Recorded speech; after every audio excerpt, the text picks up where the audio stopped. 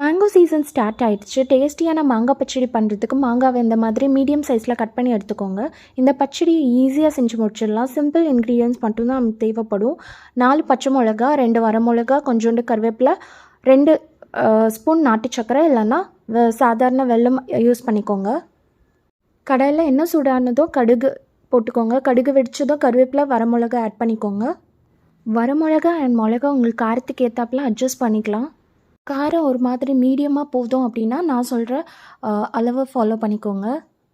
இப்போ இதில் கட் பண்ணி வச்சுருக்கிற பச்சை மிளகாவை ஆட் பண்ணி லைட்டாக வதக்கி விட்டுக்கோங்க.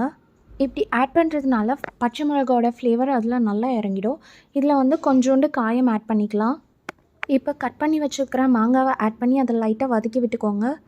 இதில் தேவையான அளவு உப்பு ஆட் பண்ணிக்கலாம். நான் இன்றைக்கி 3 மாங்காய் எடுத்துருக்கிறேன். அதுக்கு ஒரு 2 ஸ்பூன் உப்பை ஆட் பண்ணேன்.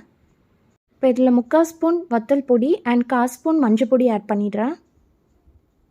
எல்லாத்தையும் ஆட் பண்ணி ராஸ்மல் போகிற வரலையும் வதக்கி விட்டுக்கோங்க. இப்போ இது வேகிறதுக்கு தேவையான தண்ணி ஆட் பண்ணிவிட்டு அதை அப்படியே லிட் போட்டு மூடி வச்சுட்டுங்க.